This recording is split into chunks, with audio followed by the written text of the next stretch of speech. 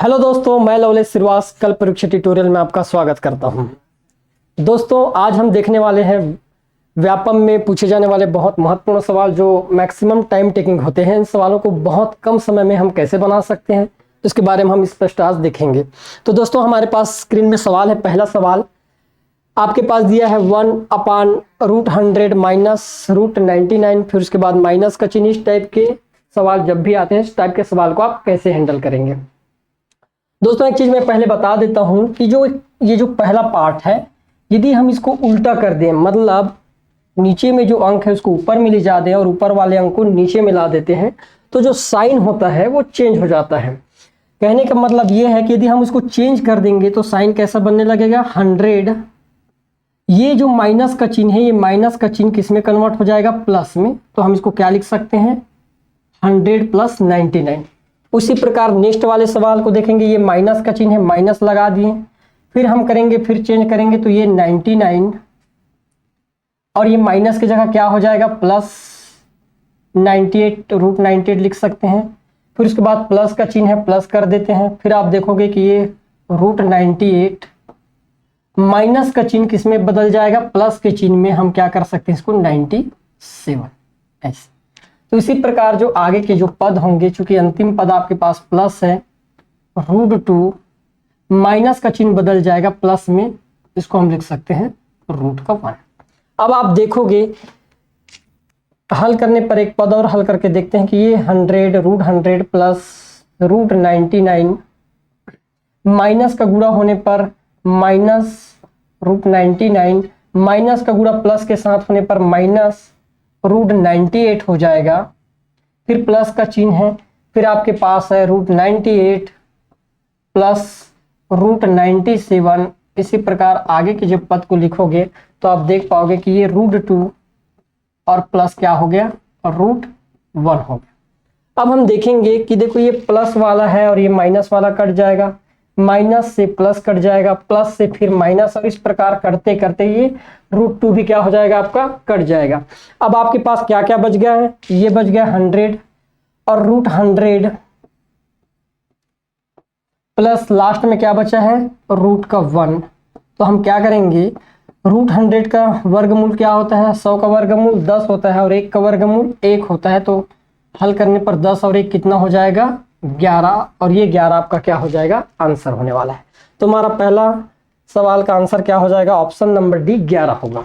तो इतना ना करने के लिए, यदि हम इतना भी ना करना चाहे तो सवालों को कैसे देखेंगे। इधर के जितने भी सवाल होंगे हम बिना लिखे डायरेक्ट इतने को लिखकर सवाल का आंसर कैसे प्राप्त कर सकते हैं। आप देख पाओगे कि बहुत कम समय में, मात्र 1-2 सेकेंड में इन सवालों को आप आसानी से हल कर पाओगे। तो देखते हैं सवाल को। अब आपके पास सवाल है, देखो एक बार माइनस में है, फिर प्लस में है, फिर माइनस में है, फिर प्लस में है। आपको पहचानने के लिए है कि इसमें माइनस माइनस का चिन्ह रहेगा, हर में जितने भी है माइनस का चिन्ह है ना। और एक बार यहाँ पर माइनस, फिर प्लस, फिर माइनस और फिर प्लस दिया हो तो कुछ नहीं करना है। जो पहले वाला अंक है इसको उठाइएगा, √9 प्लस का चिन्ह लगा दीजिएगा, और जो अंतिम पद है, क्या है अंतिम पद, √4, इसको उठाइएगा, √4 हमने लिख दिया। अब बताओ √9 का वर्गमूल क्या हो जाएगा, 3, और √4 का वर्गमूल क्या हो जाएगा, 2। तो 3 और 2 को जोड़ने पर कितना हो जाएगा आपका आंसर, जब 5 क्या हो जाएगा, आपका राइट आंसर होने वाला है। क्लियर है। तो देखते हैं नेक्स्ट सवाल की ओर बढ़ते हैं। अब ये सवाल थोड़ा चेंज हो गया हम। अब आप देख रहे हो कि यहाँ पर सभी जगह प्लस प्लस का चिन्ह है, नीचे में भी सभी जगह प्लस का चिन्ह लग गया है। तो इस टाइप के जब भी सवाल आए जिसमें सभी के सभी पद आपके धनात्मक में हो, तो आप क्या करिएगा, इसको जरा हम चेंज कर सकते हैं। क्या, √99 को यहां पर लिख सकता हूं मैं, प्लस का चिन्ह, √100 को यहां पर लिख सकता हूं। इसी प्रकार मैं, इसमें कोई प्रभाव नहीं पड़ेगा गणित पर, है ना। उसी प्रकार यहां पर भी हम कर सकते हैं कि √2 को 1 को पहले, उसके बाद √2 को हमने यहां पर लिख दिया। क्लियर है। अब क्या कीजिएगा कि जो आपके पास ये है इसको पहले लिखिएगा 100 √100 माइनस का चिन्ह कीजिएगा, यहां पर जो पहले वाला लिखे हो इसको लिख दीजिएगा 1। अब √100 का वर्गमूल क्या होता है, 10, और 10 में 1 घटाने पर क्या आ जाएगा आपका आंसर, 9। ये आपका क्या हो जाएगा, करेक्ट आंसर होने वाला है। ऑप्शन नंबर बी आपका क्या हो जाएगा, इज द राइट आंसर हो जाएगा। ठीक है, नेक्स्ट सवाल देखिएगा। अब देखो यहाँ इस सवाल पर, है ना, यहाँ पर सभी पद कैसे दिख रहे हैं आपको, धनात्मक दिख रहा है। तो धनात्मक दिखते ही क्या कीजिएगा, जो लास्ट पद होगा √9, इसको हम पहले लिख देंगे। क्या लिख दिए, √9। माइनस का चिन्ह करते हैं, और जो प्रथम पद क्या है आपके पास, 1, इसको हम उठाकर रख दिए 1। √9 का मतलब होता है 3, और 3 में से 1 को घटाएंगे तो कितना हो जाएगा आपका आंसर, 2। तो ऑप्शन नंबर ए आपका क्या हो जाएगा, इज द राइट आंसर होने वाला है। ठीक है, नेक्स्ट सवाल देखिएगा, थोड़ा और क्लियर हो जाएगा आपका। अब देखो फिर यहाँ पर जितने भी पद है ना, सभी के सभी कैसे हैं, धनात्मक दिखाई दे रहे हैं। यहाँ पर प्लस, फिर प्लस प्लस प्लस है। हमारा तरीका ये था कि जो अंतिम पद है उसको पहले लिख देना है। अंतिम पद क्या है, √9 है, हमने √9 लिख दिया। उसके बाद माइनस का चिन्ह करते हैं। अब देखो यहाँ पर दिया है प्रथम पद √3 दिया है, तो √3 को हम यहाँ पर लिख देंगे, क्या, √3 लिख दिए। अब √9 का वर्गमूल क्या हो जाता है, 3, और माइनस कितना हो जाएगा, रूट का क्या हो जाएगा यहाँ पर, ये आपके पास 3 था तो √3 का तो वर्गमूल नहीं निकलता, तो कितना हो जाएगा, √3। तो आपका आंसर क्या हो जाएगा, 3 माइनस √3। ऑप्शन नंबर सी आपका क्या हो जाएगा, इज अ राइट आंसर हो जाएगा। क्लियर है, आगे बढ़ते हैं। अब सवाल थोड़ा चेंज कर दिया जाए। इस टाइप के सवाल में हमेशा याद रखिएगा कि बड़ा वाला पद सामने, उसके बाद छोटा होना चाहिए, बड़ा फिर छोटा, फिर बड़ा फिर छोटा होना चाहिए, तभी इस सवाल को आप आसानी से हल कर पाओगे। अब यहाँ पर हम क्या करेंगे, परिमेयकरण करेंगे। तो हम परिमेयकरण ना करें, इसलिए ठीक है, परिमेयकरण ना करें, इसके लिए हम क्या करेंगे, देखिएगा सबसे पहले 7 और 5 के बीच कितने का डिफरेंट, 2। इस 2 को आप क्या कर दीजिएगा, काट दीजिएगा। ठीक है, उसके बाद देखिएगा 12 और 5 में कितने का डिफरेंट है, तो 12 और 5 में डिफरेंट है आपके पास 7 का डिफरेंट। यहाँ पर 7 है, हमने 7 को भी क्या कर दिए, काट दिए। अब देखिएगा 12 और 7 में कितने का डिफरेंट है, तो 12 और 7 में डिफरेंट है आपके पास कितने का, 5 का। इस 5 को भी आप क्या कर दीजिएगा, काट दीजिएगा। अब आपके पास चूंकि 2 तो कट गया, यहाँ पर 7 कट गया, यहाँ पर 5 कट गया है ना। अब हम क्या करेंगे, इसको पलटेंगे, और मैं बताया हूं कि पलटने से साइन क्या होता है, बदल जाता है। √7 प्लस √5 है, इसको यदि हम उल्टा करके लिखेंगे तो कैसे लिख सकते हैं, √7 माइनस √5 लिख सकते हैं। क्लियर है, प्लस का चिन्ह है, प्लस लगा देते हैं। √12 माइनस √5 को यदि हम उल्टा करके लिखेंगे तो कैसे लिख सकते हैं, √12 माइनस का किस में बदल जाएगा, प्लस में, और ये है आपके पास √5। उसके बाद माइनस का चिन्ह है, माइनस लगा देते हैं। अब √12 माइनस √7 को पलट कर लिखेंगे तो कैसे लिख सकते हैं अपन, √12, और ये हो जाएगा प्लस का √7, यही होगा, ऐसे। अब आप देखोगे कि ये √7 माइनस √5 प्लस ये हो गया आपके पास √12 प्लस √5 माइनस कितना हो जाएगा, √12। माइनस का गुणा प्लस के साथ करेंगे तो माइनस हो जाएगा, और माइनस का √7। अब आप देखिएगा ये प्लस वाले √7 से माइनस वाला √7 कट गया, -5 √7 से आपके पास +5 √7 कट गया, पॉजिटिव आपके पास प्लस √5 से आपके पास माइनस √12 कट गया, तो क्या बचा आपके पास, 0। तो आपका आंसर क्या होने वाला है, 0। ऑप्शन नंबर डी क्या हो जाएगा, आपका राइट आंसर हो जाएगा। क्लियर है, नेक्स्ट सवाल की ओर बढ़ते हैं। देखिए ये सवाल आपका, अब बताओ 5 और 3 में डिफरेंट कितने का है, 2 का। हमने 2 को खत्म कर दिए। √6 और √3 में डिफरेंट कितने का है, 3 का है, 3 को भी खत्म कर देते हैं। √6 और √5 में डिफरेंट कितने का है, 1 का है, 1 को भी हम क्या कर दिए, खत्म कर दिए। अब हमारे पास जो बचा है इसका हम क्या कर देंगे, उल्टा लिखेंगे। सबसे पहले हमारे पास √5 है, √5 प्लस का चिन्ह माइनस में बदल जाएगा, क्या हो जाएगा, ये √3। माइनस का चिन्ह है, माइनस लगा दीजिएगा, √6।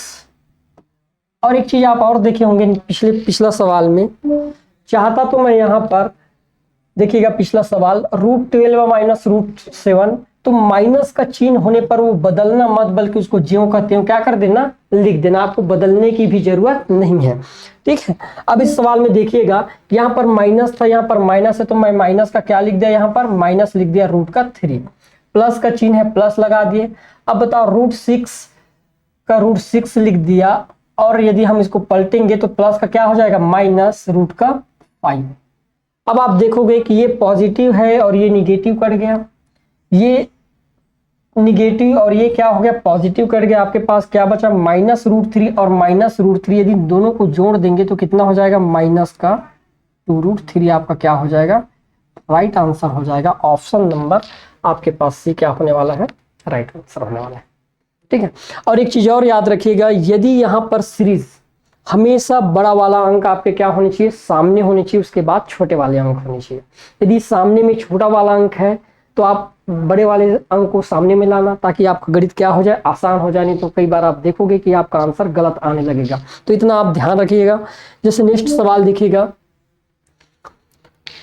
अब यहाँ पर है ये सेम सवाल लग रहा है क्योंकि देखो यहाँ पर √2 को यहाँ पर 2 दिया है तो 2 को हम क्या लिख सकते हैं, ऐसा लिख सकते हैं क्या √4 लिख सकते हैं, क्योंकि 4 का वर्गमूल क्या होता है 2 होता है।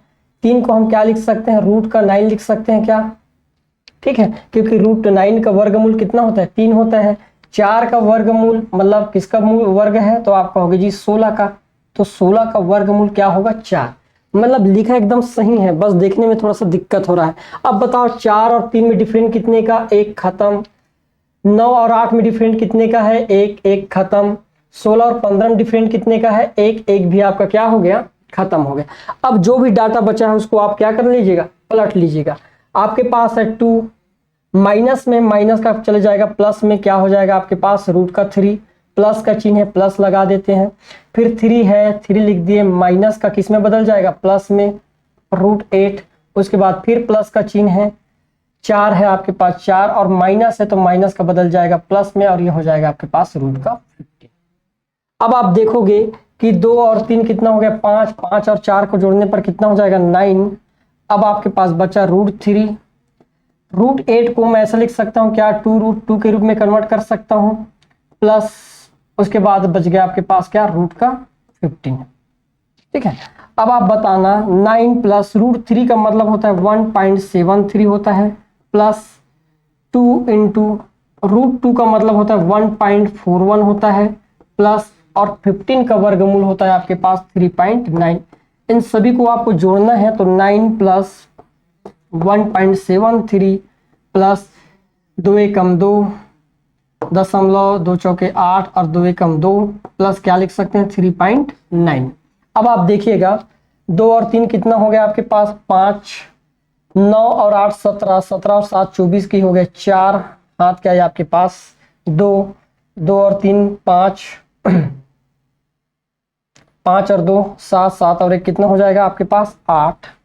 मतलब मैं क्या लिख सकता हूँ जोड़ने पर 8.45 प्लस आपके पास कितना है 9। आगे हल करेंगे तो हम देखेंगे इसका मान कितना आ रहा है 17.4, फ्लैश देख सकते हैं 17।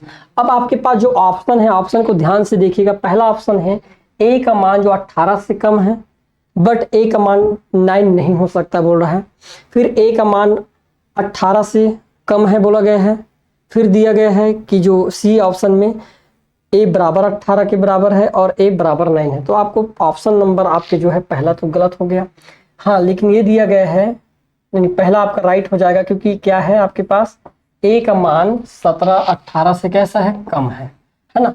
तो 17 से क्या हो जाएगा आपके पास 17.4 से क्या है ज्यादा है, मतलब कम है ना। 18 से कम है 17.4, तो आपका राइट आंसर क्या हो जाएगा ऑप्शन नंबर ए आपका क्या होने वाला है राइट आंसर। नेक्स्ट सवाल को देखिएगा, ये भी बहुत इंटरेस्टिंग सवाल है, इसको ध्यान से समझिएगा। जैसा प्रोसेस चल रहा था वैसे हम प्रोसेस को आगे बढ़ाएंगे।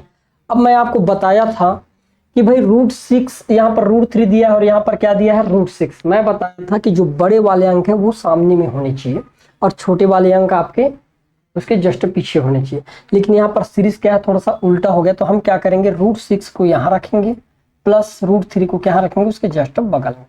अब बताओ 6 और 3 के बीच डिफरेंट कितने का है 3 का, तो ये वाला 3 मैं क्या कर दिया खत्म कर दिया।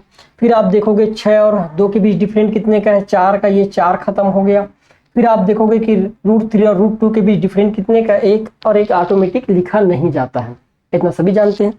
अब हम क्या करेंगे जस्ट इसको जब पलटेंगे तो अब पलटने पर मतलब ये नीचे वाला अंक किस में चले जाएगा ऊपर में चले जाएगा। तो आप देखोगे कि ऊपर में √2 है तो गुणा में कन्वर्ट हो जाएगा √3 माइनस का क्या हो जाएगा, सॉरी इसको तो हम ये लिखेंगे ना √2 और ये हो जाएगा √6 प्लस का चिन्ह है माइनस में कन्वर्ट हो जाएगा आपके पास क्या, रूट का 3। माइनस का चिन्ह है माइनस लगा देते हैं। अब क्या करेंगे, रूट 3 को लिख देते हैं। अब आप कहोगे कि ये जब चेंज होगा तो रूट 6 प्लस का किस में कन्वर्ट हो जाएगा, माइनस में। प्लस चेंज हो जाएगा आपके पास माइनस में, माइनस का क्या लिख देंगे, रूट 2। उसके बाद प्लस का चिन्ह है प्लस लगा देते हैं। रूट 6 को जस्ट सामने रखेंगे और अब अंदर लिखेंगे तो रूट 3 प्लस का क्या हो जाएगा आपके पास, माइनस का हम क्या लिख सकते हैं, रूट का 2। इतना लिख सकते हैं दोस्तों। अब आप ध्यान से देखिएगा कि रूट 2 का गुणा रूट 6 किसके साथ करेंगे तो कितना हो जाएगा, रूट 12 होगा क्या, माइनस का चिन्ह है माइनस। रूट 2 का गुणा रूट 3 के साथ करेंगे तो कितना हो जाएगा, रूट 6 हो जाएगा, माइनस का चिन्ह है। रूट 3 का गुणा रूट 6 के साथ करेंगे तो कितना हो जाएगा, 6 × 18, रूट 18 हो गया। माइनस का गुणा माइनस के साथ करेंगे तो प्लस हो जाएगा, और रूट 3 का गुणा रूट 2 के साथ करेंगे तो कितना हो जाएगा, रूट 6 हो जाएगा। प्लस का चिन्ह है प्लस कर देते हैं। रूट 6 का गुणा रूट 3 के साथ करने पर कितना हो जाएगा, रूट 18 हो जाएगा। माइनस का चिन्ह रूट 6 का गुणा माइनस रूट 2 के साथ करने पर कितना हो जाएगा, आप कहोगे रूट 12।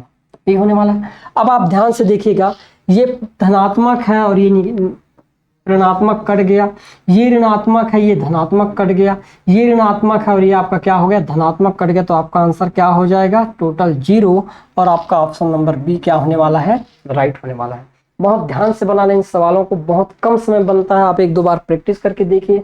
इन सवालों को लिखने की भी जरूरत नहीं है, ओरल आप हल कर सकते हो। नेक्स्ट सवाल देखिएगा। अब देखो यहाँ पर 6 और 3 में डिफरेंट कितने का है, 3 खत्म कर दिए हमने। 3 और रूट 1 मतलब 1, रूट 1 का वर्गमूल 1 ही होता है। तो रूट 3 और 1 में डिफरेंट कितने का, 2 का 2 खत्म हो गया। 6 और ये 2 है मतलब 4 रहा होगा यहाँ पर, है ना। तो ये 2 से 2 क्या हो गया, खत्म हो गया। अब क्या कीजिएगा, इस रूट 2 का गुणा सबसे पहले रूट 6 के साथ करने पर कितना हो जाएगा, मैं कहा रूट 12 हो जाएगा क्या। प्लस का चिन्ह बदल जाएगा माइनस में। रूट 2 का गुणा रूट 3 के साथ करेंगे तो कितना हो जाएगा, रूट का 6 हो जाएगा। माइनस का चिन्ह है माइनस लगा देते हैं। रूट 6 का गुणा रूट 3 के साथ करने पर कितना हो जाएगा, 13 हो जाएगा क्या, रूट 13। अब ये माइनस में होता, लेकिन माइनस का माइनस के साथ गुणा हो जाता तो क्या हो जाता, प्लस हो जाएगा क्या। रूट 6 का गुणा 1 के साथ करने पर कितना हो जाएगा आपके पास, रूट का 6 हो जाएगा। प्लस का चिन्ह है प्लस लगा दिए हमने। रूट 3 का गुणा रूट 6 के साथ करने पर रूट 18 हो जाएगा, 18। प्लस का माइनस में बदल जाएगा और रूट 3 का गुणा रूट 2 के साथ करने पर रूट 2 नहीं होगा, ये तो बराबर किसके बराबर लिख सकते हैं, इसको रूट 4 बना सकते हैं क्या, बना सकते हैं। तो रूट 3 का गुणा रूट 4 के साथ करने पर कितना हो जाएगा, रूट का 12। अब आप फिर से देखोगे, ये आपके पास धनात्मक है, धनात्मक ऋणात्मक से कट जाएगा। -6 से माइनस प्लस रूट 6 कट जाएगा और -18 से आपके पास ये पॉजिटिव वाला कट जाएगा। तो आपका आंसर क्या होने वाला है, 0। आपका क्या हो जाएगा दोस्तों, राइट आंसर हो जाएगा। बहुत कम समय में इन सवालों को आप बना सकते हैं। थोड़ा केयरफुली हल कीजिएगा कि सवाल क्या है। नेक्स्ट सवाल देखिएगा। अब देखो यहाँ पर रूट 5 और रूट 2 के बीच डिफरेंट कितने का है, 3 का है। हमने काट दिए 3 को। अब देखो यहाँ पर रूट 7 पहले होना चाहिए, क्योंकि मैं बताया हूं कि बड़े अंक कैसे होने चाहिए, सामने में होने चाहिए ऐसे। तो 7 और 2 के बीच डिफरेंट कितने का है, 5 खत्म हो गया आपके पास। 7 और 5 के बीच डिफरेंट कितने का है, 2 भी आपके पास क्या हो गया, खत्म हो गया। अब क्या कीजिएगा, इस रूट 7 का गुणा आप रूट 5 के साथ करोगे तो कितना हो जाएगा, रूट 7 का गुणा रूट 5 के साथ, तो 7 पाना कितना हो जाएगा, 35। प्लस का चिन्ह बदल जाएगा माइनस में। रूट 7 का गुणा रूट 2 के साथ करने पर 7 दूनी कितना हो जाएगा आपके पास, 14 हो जाएगा। माइनस का चिन्ह है माइनस लगा देते हैं। रूट 5 का गुणा रूट 7 के साथ करने पर कितना हो जाएगा, तो आप कहोगे रूट 35 हो जाएगा क्या, जी। उसके बाद प्लस का चिन्ह प्लस ही रहने वाला है, क्योंकि ऑटोमेटिक माइनस में होता है और माइनस का गुणा माइनस के साथ करने पर फिर क्या हो जाता, वो प्लस हो जाता। अब इस रूट 5 का गुणा रूट 2 के साथ करने पर कितना हो जाएगा, रूट का आपके कितना होने वाला है, 10। प्लस का चिन्ह है प्लस लगा देते हैं। रूट 2 का गुणा रूट 7 के साथ करने पर कितना हो जाएगा, 7 दूनी 14। प्लस का चिन्ह माइनस में बदल जाएगा और रूट 2 का गुणा रूट 5 के साथ करने पर कितना हो जाएगा, रूट 10। अब आप देखोगे फिर से कि ये धनात्मक है और ये ऋणात्मक आपस में कट गया। ये ऋणात्मक है, ये धनात्मक आपस में कट गए। ये धनात्मक है और ये आपके ऋणात्मक पूरे कट गए। तो आपका आंसर क्या होने वाला है, 0 हो जाएगा आपका राइट आंसर। तो राइट आंसर हो जाएगा आपके ऑप्शन नंबर बी, आपका क्या होने वाला है राइट आंसर। दोस्तों यदि आपको बहुत अच्छे से आप कंटेंट चाहिए तो थोड़ा ध्यान से याद रखिएगा कि इन सवालों को कैसे हल करना है, ठीक है। इसमें प्लस माइनस का थोड़ा विशेष ध्यान रखिएगा, और ज़्यादा आपको लंबा सवाल बनाने की जरूरत नहीं है। मैक्सिमम सवाल होते हैं, टाइम टेकिंग सवाल होते हैं, लेकिन इन सवालों को भी आप बहुत कम समय में बेहतरीन तरीके से बना सकते हैं और अपने समय को बचा सकते हैं। तो आई होप आपको बहुत अच्छा लगा होगा क्लास। थैंक्स।